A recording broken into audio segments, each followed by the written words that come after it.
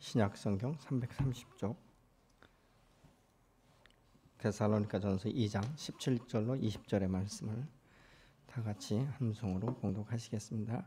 형제들아, 우리가 잠시 너희를 떠난 것은 얼굴이요 마음은 아니니 너희 얼굴 보기를 열정으로 더욱 힘썼노라. 그러므로 나 바울은 한 번, 두 번 너희에게 가고자 하였으나 사탄이 우리를 막았도다. 우리의 소망이나 기쁨이나 자랑의 면류관이 무엇이냐? 그가 강림하실 때 우리 주 예수 앞에 너희가 아니냐? 너희는 우리의 영광이요 기쁨이니라. 아멘. 우리 청년부 김한나 자매님 감사 예물 드리셨습니다. 일하게 하심을 감사합니다. 또 11조 예물 드리셨고요. 헌당 헌금 또 11조 무명시로 드렸습니다. 같이 기도하시겠습니다. 하나님, 오늘 또 하나님의 사랑과 하나님의 그 은혜에 감사해서 귀한 힘을 드린 손길들을 축복하시되 부족함이 없게 하시고 주의 살아계심과 주의 전능하심 가운데 믿음으로 심은 것마다 아름답게 거둘 수 있도록 풍성케 하여 주옵소서. 오늘도 하나님 우리에게 말씀을 주실 때 이 말씀이 아멘이 되게 하시고 우리의 믿음의 공동체가 정말 그 배에서부터 생수가 넘쳐나는 건강한 공동체로 세워주시기를 소망하고 그렇게 행하시고 인도하시고 주관하실 주님께 모든 것을 맡기며 전하신 예수님의 이름으로 축복하고 기도합니다. 아멘. 이 사도 바울이 이 데살로니가 교인들은 이 하나님의 진리의 말씀을 받아들일 때 굉장히 순전하게 받아들였어요. 그래서 이 사람을 통해서 하나님의 말씀이 선포되고 전달될 때 그 말씀을 마치 스펀지가 이 물을 빨아들이듯이 그대로 빨아들이게 됐다라고 말하고 있는 것이죠. 그렇기 때문에 이 데살로니가 교회는 사실 복음을 들은 지가 채 한 달 정도도 잘 안 됐을 때도 바울은 없었지만 그 말씀의 씨가 그들의 신비에 새겨졌고 또 성령의 역사심을 그들이 경험했기 때문에 이 주변에서 많은 환난과 핍박이 있음에도 불구하고 거기에 휩쓸리지 아니하고 이 믿음 안에서 계속적으로 세워져 간 것들을 우리가 이 데살로니가 전서를 통해서 보면 알 수 있게 되는 것이죠. 이 데살로니가 전서를 보면 이 교회와 공동체 안에 또 목회자들과 이 성도 간에 어떤 연합이 있어야 되는가, 어떤 관계를 이루어야 되는가에 대해서 구체적으로 말씀하고 있죠. 예를 들어서 우리가 하나님의 말씀을 들을 때 이게 이 하나님의 말씀인지 사람의 소리인지 이것을 이 구분해서 듣는 사람은 이 말씀을 들을 때 집중을 할 수가 없습니다. 이게 인간의 소리인지 이게 하나님의 말씀인지 이것들을 가리다 보니까 예배가 다 끝나도 은혜가 별로 되지 않는 거예요. 그래서 우리가 말씀을 받을 때는 그냥 아멘으로 받고 또 내게 유익한 것은 내 마음 가운데서 그대로 내 삶으로 이어질 수 있도록 주님 앞에 힘써 순종을 통해서 역사되는 것들을 우리가 볼 수 있게 되는 것이죠. 그래서 이 13절에 보면은 이렇게 말씀을 하고 있습니다. 이러므로 우리가 하나님께 끊임없이 감사하면 너희가 우리에게 들은 바 하나님의 말씀을 받을 때 사람의 말로 받지 아니하고 하나님의 말씀으로 받음이니 진실로 그러하도다. 이 말씀이 또한 너희 믿는 자 가운데서 역사하느니라. 이렇게 말씀을 하고 있죠. 그래서 하나님의 말씀을 말씀으로 받을 때 그 안에서 역사하는 이 말씀의 역사함 가운데 새 힘을 얻게 되는 것이고 새로운 소망을 갖게 되는 것이고 그래서 믿음의 인내를 갖게 되는 이 모습들을 이 데살로니가 전서를 통해서 사도 바울이 말하고 있는 것입니다. 그 말씀이 내 안에서 역사한다. 여러분, 이 역사한다는 것은 무엇입니까? 그 말씀이 그대로 내 안에서 이루어져 가고 있다는 것이죠.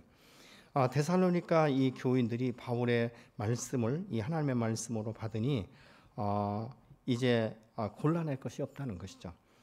우리가 이 하나님의 말씀을 받을 때 이 아멘으로 받는 것이 매우 중요한 것이죠. 그래서 첫 번째로 우리가 말씀을 받을 때는 사람의 말로 받지 않고 하나님의 말씀으로 받는 것이 은혜다라고 볼 수 있죠.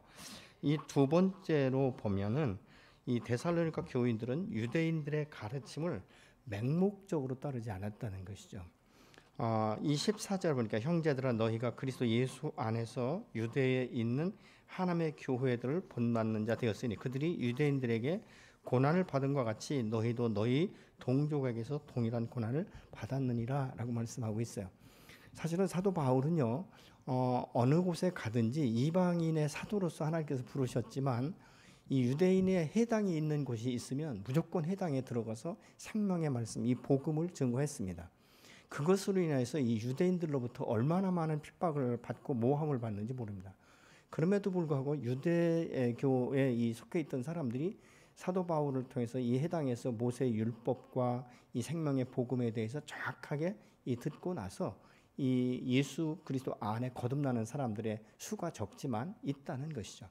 그래서 이 예수 믿는다는 이 결단, 이 선택과 함께 많은 핍박을 동족들로 받았는데 데살로니가 교회에도 동일하게 그런 역사가 일어났다. 심하게는요, 사도 바울이 가는 곳마다 이 극성 이 유대인들이 따라다니면서 이 복음 증거하는 것을 얼마나 이 방해를 했는지 모릅니다. 많은 이 사람들 앞에서 선동을 하고, 그래서 우리가 이 데살로니가 성도들이 짧은 시간이지만 그들이 흔들리지 않고 이 핍박과 이것을 견딜 수 있었던 것은 말씀의 뿌리를 내렸기 때문이다라고 말씀하고 있습니다.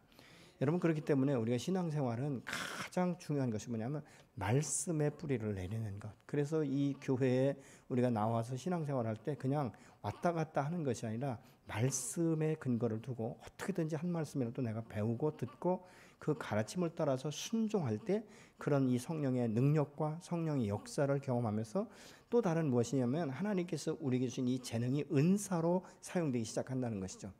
여러분, 하나님께서 우리 모든 사람에게 한 가지 이상은 다 은사를 주셨어요. 재능을 주셨단 말이죠. 이것이 성령 안에서 녹아지면 이것이 성령의 능력으로 나타나기 시작해서 그것을 통해서 하나님의 나라를 확장해 갈 수 있는 이 동력이 되기도 하는 것을 우리가 보게 됩니다. 예를 들어서 음식을 맛있게 하는 사람은 음식을 맛있게 만들어서 이웃에게 이렇게 나눠줄 때 그 정성과 그 맛을 보면서 오늘날도 이런 세상 가운데 참 세상이 삭막하지 않구나 라는 것들을 느끼면서 그리스도의 사랑을 배우게 되는 것이죠. 그래서 이 당시 이 데살로니가 성도들은 유대에 있는 교회가 유대인들로부터 핍박을 받은 것 같이 똑같이 핍박을 받았다라고 말씀하고 있죠. 15절로 16절에 보면 유대인들은 주 예수와 이 선지자들을 죽이고 또 우리를 쫓아내고 또 하나님을 기쁘시게 하지 아니하고 모든 사람에게 대적이 되어 우리가 이방인에게 말하여 구원받게 함을 그들이 금하여 자기의 죄를 항상 채우매 노하심이 끝까지 그들에게 임하였다라고 지금 말씀하고 있습니다. 사도 바울은 15절에서 보면 그리스도인들을 핍박하는 이 유대인들의 죄에 대해서 5가지로 지금 말씀하고 있습니다. 첫 번째는 그들이 예수를 죽였다라고 말하고 있죠. 자, 그러면 예수를 2000년에 죽인 게 유대인들만입니까? 오늘날 우리도 예수를 죽이는데 동참하지 않았습니까? 그러나 그 죄에 대해서 우리가 깨닫고 이 예수 그리스도의 그 십자가의 보혈과 그 공로의 의지에서 내가 죄인인 것을 인정하고 주님 앞에 회개하고 돌아섬으로 인하여서 오늘날 저와 여러분들이 하나님의 자녀가 되었고 우리의 모든 죄가 사함받은 줄로 믿습니다. 두 번째로는 이 선지자들을 죽였다라고 말하고 있습니다. 세 번째는 그들이 바울과 디모데 등을 쫓아냈고 또 사실은 우리도 복음을 처음에 이 거부하신 분들도 있을 거예요. 누가 전도하면 됐다, 너나 잘 믿어라, 뭐 내가 돈을 믿고 뭐 내 주먹을 믿고, 하여튼 남자들한테 전도하면 대부분 이 자기 힘에 대해서 많은 말들을 해요. 그래서 예수 믿을 필요가 없다, 또 예수 믿는 것들 보면 시원찮은 것들만 믿는다, 또 이렇게 얼마나 이 예수 믿는 사람들을 격화시키는지 모릅니다. 그런데 사실은 그게 어떻게 보면요 자신만만한 것이 아니에요. 그들의 영혼을 보면 불쌍한 겁니다. 그렇기 때문에 하나님을 의지하는 이 에너지가 없기 때문에 눈에 보이는 것만 가지고 말하고 있지만, 여러분 인간의 육체의 힘이라는 것은 얼마나 허망한지 아십니까? 순간에 나도 모르는 사이에 무슨 간암 말기, 폐암 말기 이렇게 떨어져 버리면 그렇게 거대한 힘이 있다라고 말하는 사람들도 순간에 이 죽음에 대한 이 두려움, 이 공포 여기에 빠져서 얼마나 힘들어하는지 우리가 병원에 가서 이 전도를 하다 보면 또 때로는 신방을 가다 보면 그런 모습들을 우리가 보게 되는 것이죠. 네 번째는 그들이 메시아를 거부함으로 인하여서 하나님을 기쁘시게 하는 일에 동참하지 않았다라고 말하고 있습니다. 여러분 오늘도 믿지 않는 사람들은 하나님이 어디 있냐, 하나님을 무시하고 멸시하고 그러지 않습니까? 그러니까 하나님을 기쁘시게 하는 것이 무엇인지조차도 그들은 깨닫지 못했다라고 말하고 있죠. 다섯 번째, 그들은 모든 사람들의 대적이 되었다라고 지금 말씀하고 있습니다. 그럼에도 불구하고 하나님의 생명의 복음은 계속해서 전달되어 가면서 이 복음을 반대하고 이 막아서는 자들은 스스로 자신의 제약이 그 탱크에 채워지기 시작했다라고 오늘 본문은 말씀하고 있는 것이죠. 이 창세기 15장 16절에 보면 아모리 족속의 핍박이 이 관영할 때 하나님의 심판이 그들에게 내린 것과 같이 유대인들의 죄와 그 조상들의 제약이 양을 채우게 되면은 하나님의 심판이 그들에게 임하게 될 것에 대해서 말씀을 하고 있습니다. 마태복음 23장 32절을 같이 한번 보시겠습니다. 너희가 너희 조상의 분량을 채우라 이렇게 말씀하고 있지 않습니까? 하나님의 노하심이 그들에게 끝까지 임했다라고 말하고 있죠. 지금 사도 바울은 이방인의 사도로서 이 부름을 받았지만 아까도 말씀드렸지만 이 유대인들, 이 동족을 얼마나 사랑하는 마음이 있는지 그들의 영혼을 위해서 회당에 있으면 무조건 들어가서 이 모세의 율법을 강론하기 시작하고 그 안에서 부활의 주님을 증거하는, 그러다가 쫓기기도 하고 매도 맞기도 하고 돌에 맞아 죽을 뻔도 하고 여러 가지 이런 경황을 우리가 볼 수 있게 됩니다. 여러분, 이 복음을 반대하고 너무 그렇게 악하게 하면 때로는 하나님께서 그 인생 가운데 폭풍으로 임할 때도 있고 때로는 그들의 육신의 이 모습을 한번 흔들어 놓는 경우가 있는 것들을 저는 이 주변에서 또 목회하면서 종종 보기도 했습니다. 그래서 이 사도 바울은 그럼에도 불구하고 그들이 거부한다 할지라도 그래 내 죄는 네가 책임지겠지 이렇게 말하지 아니하고 어느 곳에 가든지 다시 유대인들의 해당에 들어서 복음을 증거하는 이 열정이 그에게 있었다는 것이죠. 왜 그렇습니까? 내가 전에 그랬기 때문에. 내가 전에 예수 믿는 사람들을 그렇게 핍박하고 예수를 핍박하는 줄 몰랐는데 이 사도행전 9장에 다메섹으로 올라갈 때 부활의 주님의 음성을 듣고 그들을 핍박하는 것은 나를 핍박하는 것이라고 말씀하신 주님의 말씀을 들었기 때문에 더 이상 자기와 같은 유대인들의 과오가 있지 않게 하기 위해서 그렇게 열정적으로 복음을 증거했는데 생명을 걸고 복음을 증거했다는 것이죠. 그러면서 이 사도 바울이 이 데살로니가 교회 성도들을 얼마나 사모하고 얼마나 사랑하고 얼마나 보고 싶은지 이렇게 말하고 있어요. 내가 비록 몸은 너희와 떠났다. 내 얼굴은 떠나 있지만 내 마음은 내 영혼은 너희를 향해서 한 번도 떠난 적이 없다라고 말씀하고 있습니다. 여러분, 때로는 우리가 신앙생활하면서 하나님이 나에게 당신의 얼굴을 가린 것 같고 내가 그렇게 기도해도 통곡을 해도 듣지 않으시는 것 같지만 하나님은 한 번도 우리를 떠나신 적이 없는 것이죠. 그러면 왜 우리가 그렇게 반응하는가? 우리의 생각이 그렇기 때문에. 우리의 생각이 하나님과 멀어졌기 때문에 하나님이 마치 나를 떠난 것처럼 그렇게 우리가 오해하고 착각하는 경우가 있다는 것이죠. 여러분, 당신의 독생자의 핏값으로 사셨는데 어떻게 그 자녀를 하나님이 외면하실 수가 있겠습니까? 우리가 육신으로 낳은 자녀도 버릴 수가 없지 않습니까? 말은 모질게 하죠. 뭐 호적을 파가라. 너는 내 새끼도 아니다. 이렇게 말하고 있지만 그것이 부모의 본 마음입니까? 아니지 않습니까? 근데 오늘날은 이 부모들의 마음이 얼마나 강팍해졌는지. 얼마 전에 이 뉴스도 보니까 말이죠. 이 2살 먹은 아이를 냉장고에 넣어버려가지고 그런 정말 어떻게 보면 생모가 그런 일을 저지르지 않습니까? 얼마나 마음이 고통스러웠으면 그랬는지는 모르지만 우리가 함부로 말할 수는 없지만 그래도 하나님께서 주신 이 생명이라고 한 번이라도 생각했다면 그런 일은 있을 수가 없는 것 아니겠습니까? 사도 바울은 그렇기 때문에 이 데살로니가 사람들의 얼굴을 보기를 얼마나 열정적으로 자기가 사모했는지 한 번, 두 번 가고 싶었다. 그리고 꼭 너희를 만나고 싶었다.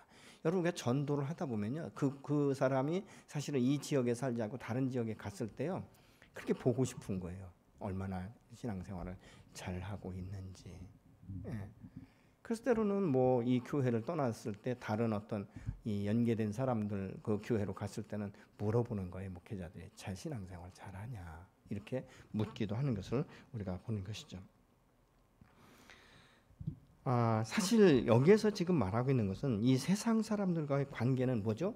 사람이 몸이 멀어지면 마음도 멀어진다라고 말하고 있어요. 근데 목양 관계는 아니에요. 비록 몸이 멀어진다 할지라도 우리가 이 영적인 이 갈망함은요 정말 눈앞에 놓고 보는 것이죠. 이 코로나로 인해서 보니까 저희 교회 성도들 중에서도 2월부터인가? 3월부터 한 번도 교회에 나오시지 않는 분들이 있어요. 그분들은 물론 제 집에서 이제 예배 드리겠죠. 그렇지만은 제가 기도할 때마다 그분들의 얼굴, 그 모습을 그리면서 기도할 때가 참 많습니다.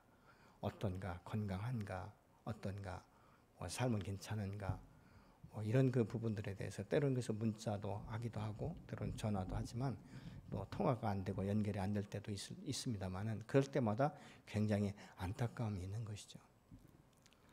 아마 어쩌면 성도들의 마음 가운데는 어떤 마음을 가지고 있는지 몰라요. 그럴 때 귀찮게 목사가 그냥 놔두지, 내가 알아서 나갈 건데 이렇게 생각하실지는 모르지만 사실은 이 목양 관계에 있어서 이 목자는 그런 마음을 가질 수가 없는 것이죠. 열정으로 힘썼다 이 말은 몸은 여기 있지만 마음으로는 항상 너희 얼굴을 보기 원했고 내 마음은 항상 너희와 함께 있다라는 것을 지금 의미하고 있는 것이죠. 한 번만이라도 보고 싶은 마음이 얼마나 이 많은지 여러분 그렇지 않습니까? 아마 우리 성도들도 그럴 거예요. 이게 코로나가 발병되면서부터 막 1부 예배, 2부 예배 이렇게 나눠지다 보니까 사실 만나지도 못하고 또 실제적으로 안 나오시는 이분들, 특히 이 목자나 이 교사들은 아마 그런 것을 몸으로 체험하실 거예요. 전화를 해도 그렇고 뭐 나중에 다 끝나고 나면 나온다고는 하시지만 사실 이게 언제 끝날지 우리가 확정할 수가 없지 않습니까? 뭐 말로는 내년 2월부터 이제는 그 백신을 놓아준다고는 하고 있지만 사실 백신 맞는다고 해서 금방 이 모든 문제가 해결될 수 있는 것도 아니고 또 시간이 또 필요하고 있지 않습니까? 이 내년을 우리가 생각해 보면 사실 제가 어떤 때 이렇게 생각해 본 거예요. 올 1년은 그냥 아무것도 모르고 그냥 여기까지 왔지만 내년에도 이런 모습으로 지속된다면 어떻게 할 것인가? 목회를 어떻게 할 것인가? 우리 성도들을 어떻게 말씀으로 양육할 것인가? 이런 그 부분들에 대해서 많이 고민도 하고 기도하면서 하나님 앞에 지혜를 구하고 있습니다. 얼굴과 얼굴을 맞대어 볼 때 서로 좀 이야기도 할 수 있고 이 얼굴의 모습을 보면서 근심이 있는지 이런 것들도 우리가 나눌 수 있는데 그것이 되지 않다 보니까 이제는 어렵죠.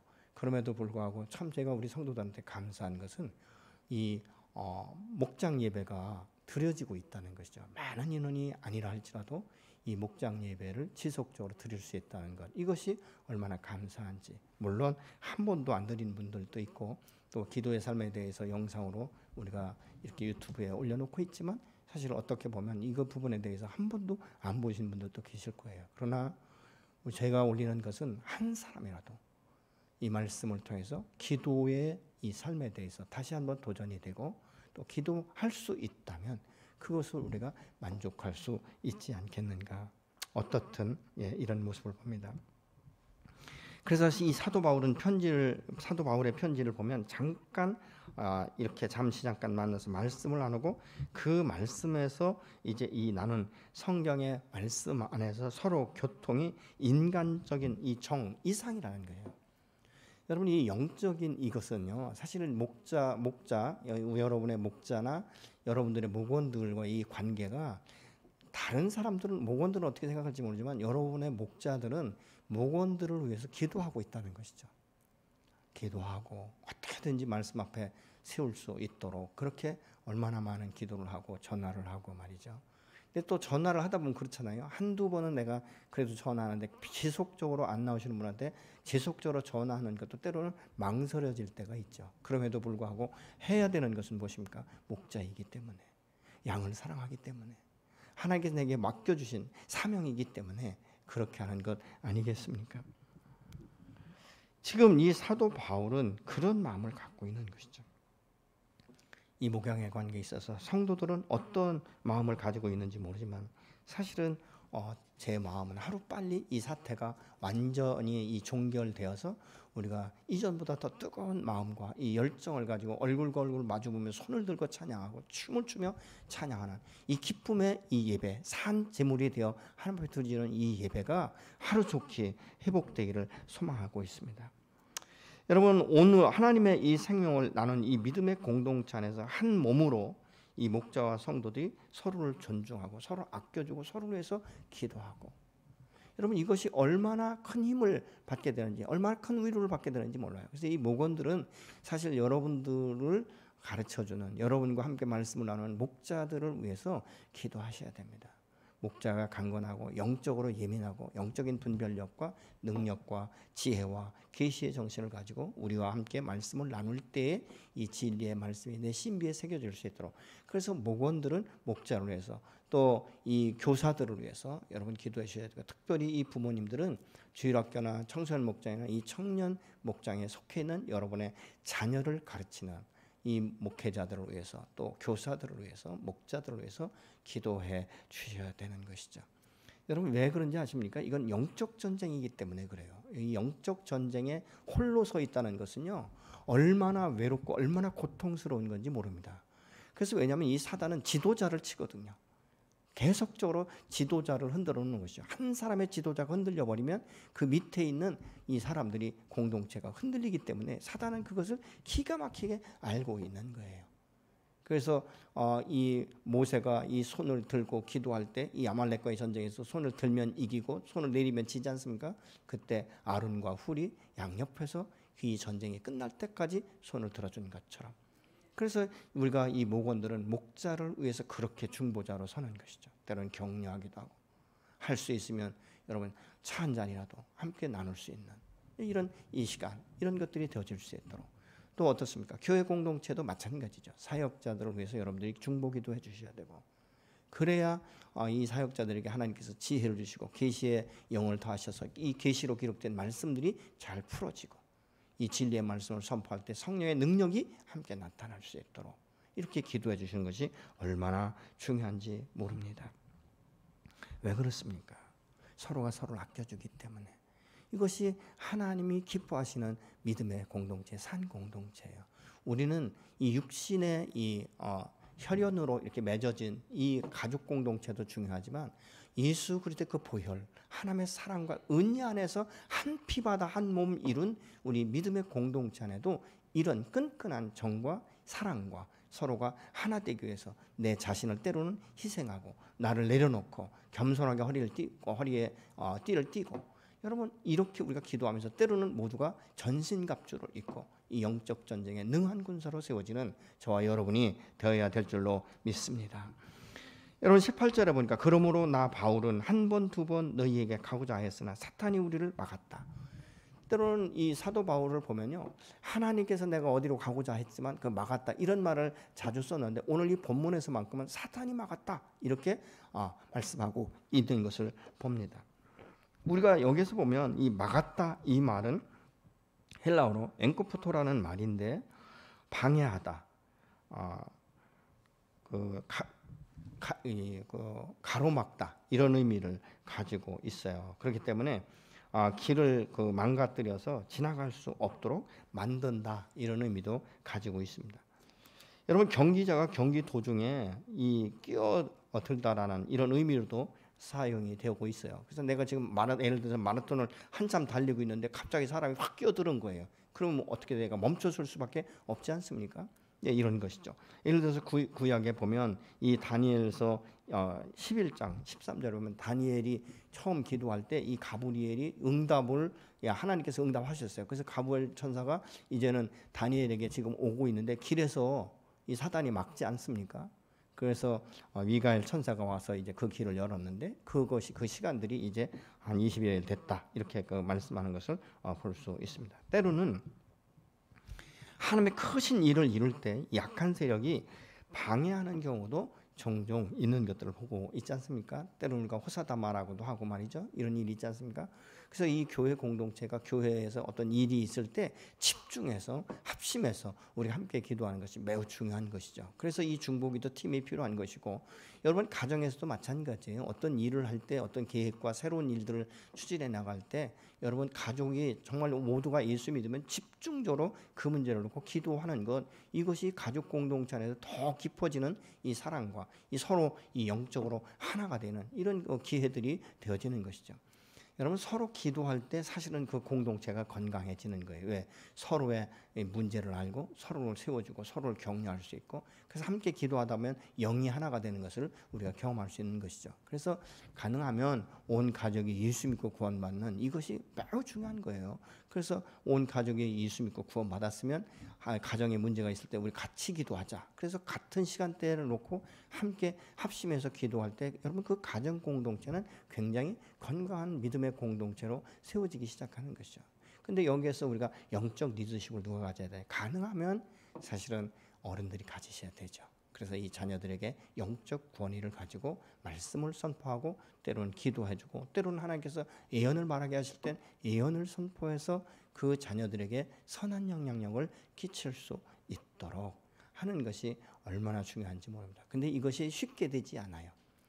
미운 짓만 골라서 하는 것 같은 이런 느낌을 받을 때 사실은 축복하기가 쉽지 않죠. 그러나 항상 믿음의 사람은 미래를 보는, 미래를 향하여 소망을 보는 이런 이 역사, 이런 마음들이 저와 여러분 안에 있어야 될 줄로 믿습니다. 18절에 보니까 내가 가고자 했지만 사단이 막았다 이렇게 말하고 있지 않습니까? 어떤 때 보면 목회자와 성도들 사이에 이 사단이 끼어들어서 자꾸 이간질을 시키고 충동질을 시키는 거예요. 어떤 때는 스스로 오해를 가지고 있을 때가 있어요. 뭐 예를 들면 누가 성도들이 저한테 인사를 했는데 제가 안 받았다라고 생각이 되어버리면 우리 목사는 나를 쳐다보지도 않아. 이런 생각을 가지고 혼자만 생각하면 괜찮은데 다른 사람들한테 이야기를 하는 것이죠.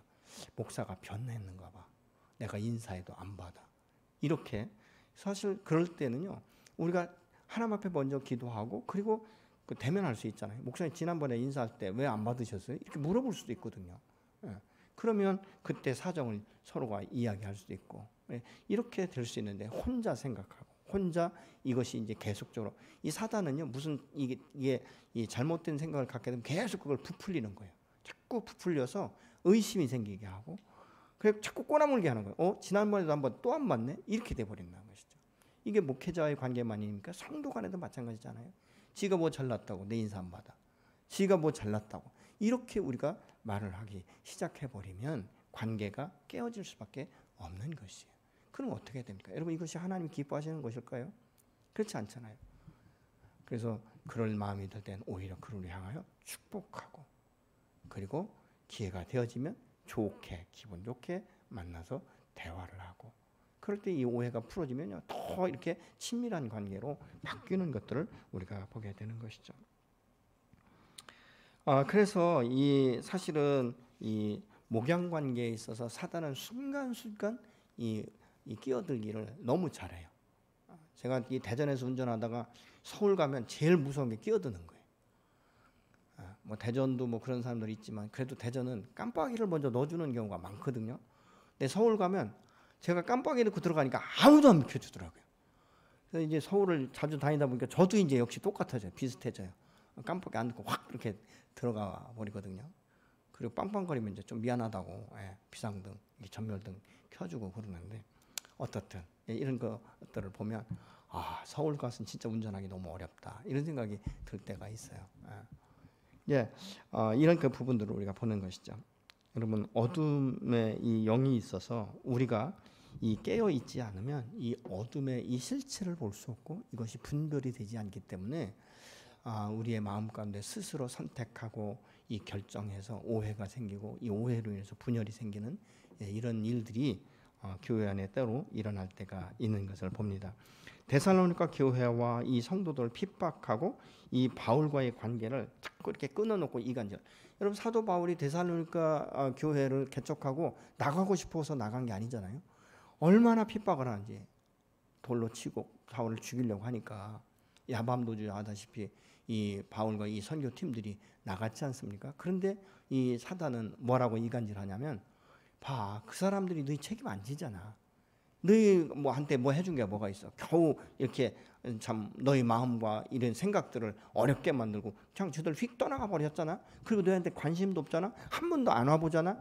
이러면서 이 성도들의 마음 가운데 바울에 대한 이 불편한 마음을 갖게 만드는 이런 아주 못된 이 어둠의 영이 있다는 것이죠. 근데 이것을 우리가 분별할 수 있는 지혜와 명철이 저와 여러분 안에 있어야 될 줄로 믿습니다.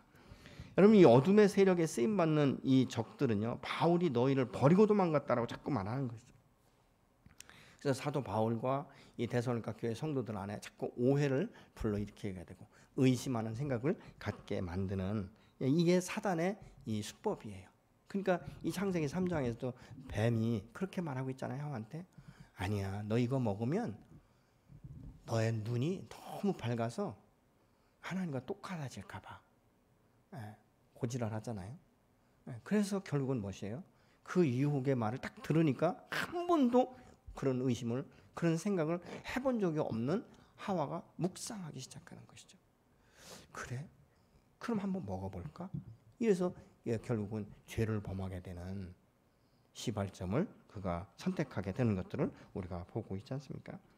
그래서 우리가 분별력을 잃으면 교회에서 이 목회자와 성도 간에, 목자와 양 간에 여러분 이런 어려움을 갖게 되기 시작하는 것을 우리가 봅니다. 사람이 오해로 마음이 상하면 이제는 이 공격적으로 나와요. 공격적으로. 그래서 사실은 이것이 내 마음 가운데 자리 잡기 전에 이 부분을 털어내는 것, 이것이 바로 지혜요 사랑인 줄로 믿습니다. 여러분 자꾸 오해해서 자꾸 이게 쌓이고 그래서 이 공격하고 이러다 보면요, 자기 마음도 편하지 않지 않습니까? 자기 마음도 편하지 않고 불편하고 보는 것도 어렵고, 이런 결과를 가져오기가 쉽다는 것이죠. 여러분 우리가 건강한 이 교회 공동체를 만들기 위해서는 서로 신뢰가 필요해요. 이 신뢰는 무엇입니까? 자주 만나는 거예요. 격려하는 것입니다. 그래서 여러분 우리가 이 그 목자와 이렇게 양들이 함께 이 목장 예배를 드릴 때 사실은 끝날 때 서로가 격려해 주는, 이것이 매우 중요해요. 우리 지방의 총회가 이제 며칠 전에 끝났거든요. 그래서 이렇게 신구 임원 이렇게 교체를 할 때 이번에는 이제 줌으로 했어요. 줌으로 하면서 끝났어요. 그래서 제가 그렇게 이야기를 했어요. 그냥 신구 임원 교체하기 전에 좀 이 코로나 시대에 얼마나 수고했냐 임원들이. 사실 일한 건 별로 없지만 이 마음적으로 이게 모일 때 모이지 못하니까 계속 원래도 못하고 이러다 보니까 너무 답답한 거죠.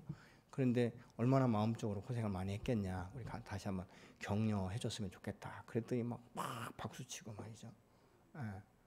1월 달에 만나서 해주려고 했다는 거예요. 근데 1월 달에 만날지 안 만날지 사실 모르잖아요.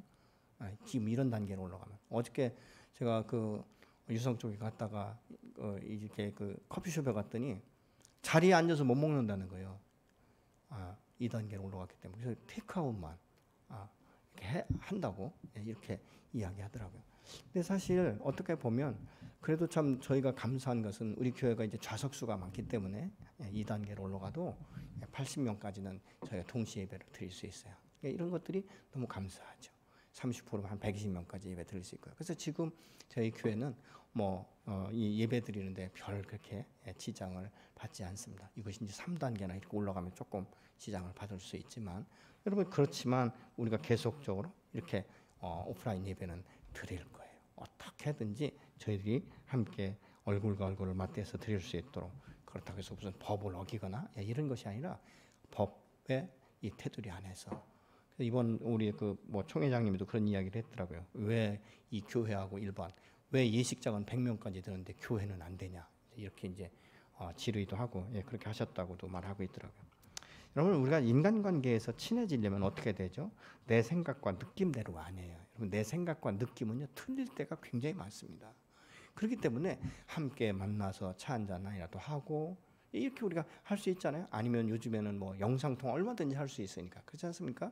영상통화를 하고 형편을 물어보고 내가 기도해 줄 것이 없는가, 좀 이런 것들을 서로 성도 안에 이루어지면 비록 우리가 몸은 떠나 있지만 우리의 영이 하나가 되고 우리의 마음이 하나가 되고 이 친밀해지고 언제든지 내가 문제가 있을 때 전화할 수 있고, 여러분 이런 것들이 얼마나 좋은 관계인지 모릅니다. 마음을 나누고 서로를 세워주고, 그래서 우리가 만날 때 벽이 없어지는 거예요. 사실은 여러분 이 사촌보다도 이웃 사촌이 더 가깝다는 게 뭐예요? 자주 만나니까 그런 것 아니겠습니까? 우리 코로나 시대이기 때문에 밥도 못 먹고 이게 아니에요, 여러분. 식사 못해도 우리가 얼마든지 서로 그렇게 할 수 있지 않겠습니까? 누가 먼저 해주기 바라지 말고 내가 먼저 그렇게 할 수 있지 않겠습니까? 사실 우리가 제일 실수하는 게 뭐예요? 느낌대로, 생각대로 행동하는 것이 그렇지 않습니까? 영적 전쟁의 사단은요, 영적 지도자를 향해서 집중 포화를 날려요. 이 사단은 오늘도 수단 방법을 가리지 않습니다. 목회자들이 성도들에게 이 영적으로 좋은 영향력을 미치는 것을 사단이 너무 싫어하기 때문에 필사적으로 방해를 하는 것이죠. 그래서 이 목회자는 성도들의 중보기도가 매우 중요한 거예요. 기도를 먹고 크는 거예요. 여러분, 자녀들은 이 부모의 사랑을 받고 크지 않습니까? 그런데 부모들도 사랑의 탱크가 채워져야 된다는 것이죠. 그러면 어떻게 해야 되는가? 자녀들이 부모들이 나를 사랑할 때 고맙습니다, 감사합니다, 이렇게 표현하는 것이 매우 중요하죠. 또 직장에 다니면 월급을 타면 하다못해 식사라도 접대를 하고 말이죠. 부모들이 당연한 것이 아니에요, 여러분. 당연한 것 같지만 그렇게 당연한 것이 아니라는 것이죠. 내가 받았으면 또 부모들을 기쁘게 해드릴 수 있는 이런 이 사명도 자녀들에게 있지 않습니까? 뭐 돈을 못 벌면 어쩔 수 없지만 그래도 돈을 벌 수 있다면 하다못해 우리가 짜장면에도 함께 접대를 하고 말이죠. 그래서 고맙다, 감사하다, 나를 키워줘서 참 감사합니다, 이런 이 말을 할 때 부모들의 마음이 얼마나 흐뭇하고 보람을 느끼겠습니까? 그렇지 않습니까? 이런 것들을 우리가 볼 수 있게 되는 것이죠. 그래서 아까도 말씀드렸지만 여러분, 목원들은 목자를 위해서 계속 기도해 주셔야 됩니다. 여러분이 좋은 꿀을 먹기 위해서는 하나님 우리 목자에게 지혜를 주시고 그 가정을 강건하게 하시고 하나님 그에게 지혜, 능력을 더하시고 우리에게 말씀을 증거할 때 그 성령의 능력의 말씀이 풀어지게 하여 주옵소서. 그렇게 이 목원들은 목자들을 위해서, 교사들을 위해서 기도하는 것이 매우 중요한 것입니다. 왜 이렇게 하냐면 이건 사랑의 관계가 되어질 때 그거 할 수 있지 않습니까? 19절에 보면서 20절을 보면 그렇게 말씀합니다. 우리의 이 소망이나 기쁨이나 이 자랑이 면류관이 무엇이냐? 너희가 믿음 안에서 건강에 세워지는 것, 그것이 면류관이다. 그것이 우리가 너희를 향한 하나의 그 열매다. 이 열정을 쏟아낸 것에 대해서 내가 기쁨으로, 감사함으로. 그래서 여러분, 면류관이라고 말하고 있죠. 여러분이 전도해서 복음 안에서 아름답게 성장하고 건강하게 성장하는 여러분 믿음의 이 아들들이, 자녀들이 있다면요, 그 자녀들이 믿음 안에서 자라고 성장하고 또 목자가 되어지고 또 다른 사람들에게 선한 영향을 끼칠 때 내가 그것을 보면서 너무 마음이 기쁜 거예요. 여러분, 그래서 우리가 전도하고 있는 것이고, 또 다른 애보다도 올해는 우리가 전도 집회는 끝났지만 계속적으로 매주 한 10명씩 우리가 중보기도 하는 이유가 무엇입니까? 그들이 비록 우리 교회 나오고 안 나오고를 떠나서 그들의 영혼이 주님 앞에 돌아올 수 있도록 우리가 기도하는 것 아니겠습니까? 여러분, 이 대리석이나 이 길에 이렇게 누워있는 돌을 보면요, 보편적인 사람은 뭐 별 볼 일 없네, 뭐 이거 그냥 바위로 보고 그냥 하나에 흩어져 있는, 쓰러져 있는 돌로 본다는 거예요. 근데 미켈란젤로는요, 똑같은 돌을 볼 때 이 돌이 내 손에 주어졌을 때 어떻게 바뀔 건가를 생각한다는 거예요. 놀랍지 않습니까? 미래. 그래서 우리는 쓸모없는 것 같이 보이지만 이 작가의 마음과는 이 돌을 가지고 어떤 작품을 만들어낼까를 생각한다는 거예요. 이게 무엇입니까? 현재의 모습이 아니라 미래의 모습을 보고 있는 것이죠. 이게 바로 예수님께서 당신의 제자들을 부르실 때도 그렇지 않습니까? 시몬을 부르실 때도 너가 지금은 그렇게 흔들리는 갈대가 있고 열정만 있고 얼마나 이 애향성이 강한지, 하여튼 이 베드로를 보면요, 막 이 중구난방으로 막 튀잖아요. 그런데 나중에 그가 말씀 안에서 깨어지기 시작하고 성령의 능력을 체험하고 나서는 예수님께서 말씀하신 대로 정말 반석과 같은 믿음을 가지고 설교를 할 때 하루에 수천 명씩 회개하고 돌아오는 이런 역사가 일어나지 않습니까? 제가 참 이 성경을 이렇게 보고 또 묵상하고 이 말씀을 준비하다 보면요, 하나님께서 얼마나 우리에게 미래에 대해서 말씀하고 있는지. 여러분, 현재 나의 모습이 아니에요. 미래의 나의 모습에 대해서 하나님이 오늘도 격려하시고 우리에게 믿음으로 선포해 주시는 것이죠.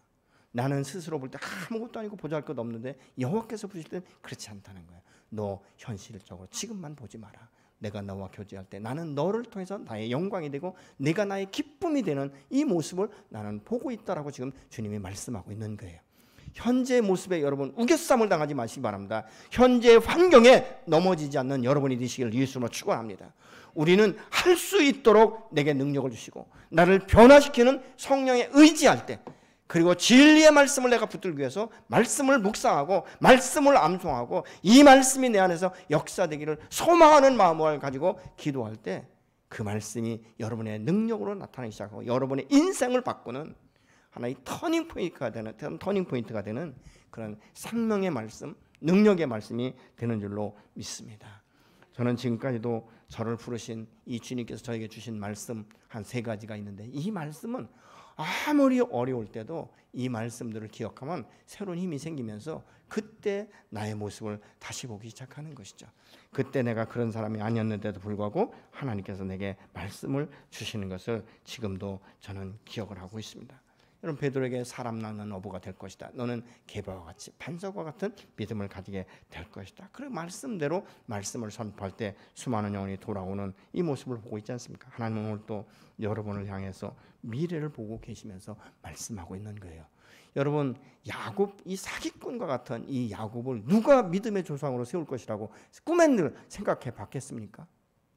안 되면 다른 자식을 낳게 해서라도 다시 세울 수 있는데, 하나님께서는 이 모태 조상하기 전부터 그런 계획이 있으셨기 때문에 이 세상 가운데 나왔을 때는 그렇게 사기꾼과 같은 기질로 장자권도 팥죽한 그릇에 뺏어버리고 탈취하고 아버지도 속이고, 그렇지만 그가 계속적으로 이제는 이 세상 가운데 살아가면서 자기와의 수없는 싸움, 자기의 지혜와 자기의 계획대로 모든 것이 성취되는 것 같았지만 결국은 약복강나루에서 밤이 맞도록 씨름을 하고 자기의 환도가 탈골된 후에 그가 야곱에서 이스라엘로 바뀌면서 믿음의 조상으로 세워지고, 그리고 하나님 앞에 귀하게 쓰임받고, 자기가 이제는 이 운명의 날, 이 임종의 시간이 가까울 때 자기 자녀들을 불러놓고 하나님께서 말씀하시는 대로 그렇게 우수를 바꿔가면서도 축복 기도하고 한 사람 한 사람을 놓고 기도하는 모습을 우리가 창세기를 통해서 알 수 있지 않습니까? 하나님은 오늘 또 저와 여러분을 부르실 때 맹목적으로 부르지 않았다는 것이죠. 그렇기 때문에 하나님께서 나를 부르신 목적이 무엇인지, 하나님 오늘 또 내게 말씀하신 것이 무엇인지를 우리는 기억하며 주님 앞에 나아가는 저와 여러분이 되어서 정말 이 세상 가운데 하나님의 이 영적인 이 부름 앞에 굳건하게 세워지는 건강한 여러분이 되시기를 예수님으로 축원하고, 이 교회 공동체는 건강한 사람들이 계속적으로 일어날 때 더 견고하게 세워지는 역사가 일어나게 될 줄로 믿습니다. 하나님은 오늘 또 우리를 소망의 눈으로 바라보시면서 우리에게 말씀하시고 그 말씀대로 이루어 가도록 우리를 격려하시고, 내가 주저앉아 있을 때 나를 깨우시고 내가 잠들어 있을 때 나를 일으키시면서 의의 오른팔로 오늘 또 붙잡아 주시는 줄로 믿습니다. 여러분의 이 삶이 오늘 또 환경 가운데 어떤 고통 가운데 있었는지, 어떤 염려나 어떤 두려움 가운데 있었는지 전 잘 모릅니다. 그러나 여러분, 그럼에도 불구하고 나와 함께 동행하시는 내 아버지께서 나를 핏값으로 사셨기 때문에 반드시 나를 일으켜 세우시며 당신의 언약의 말씀처럼 부욕해 되고 하나님의 영광을 드러내며 하나님을 기쁘시게 하는 산 증인으로 세우실 것에 대한 소망을 가지시기 바랍니다. 현재 환경에 지나치게 묶이지 마시고, 여러분, 현재 환경은 다 지나가는 것들이에요. 이 지나가는 것들 안에서 내가 무엇을 남겨 원하고 내가 무엇을 붙들기를 원하는가, 여러분, 이런 생각을 가지고 주님 앞에 나가시는 여러분이 되시기를 예수님으로 축원합니다. 그래서 이 시간 좀 함께 기도할 때 우리 하나님 앞에 그렇게 기도하고 싶습니다. 하나님, 내 안에, 우리 교회 안에 영적 붕의 역사가 일어나며 하나님 앞에 참된 예배자로 서는, 하나님과 깊은 교제와 교통 가운데 서는 우리가 되게 하여 주시옵소서. 같이 기도하시겠습니다.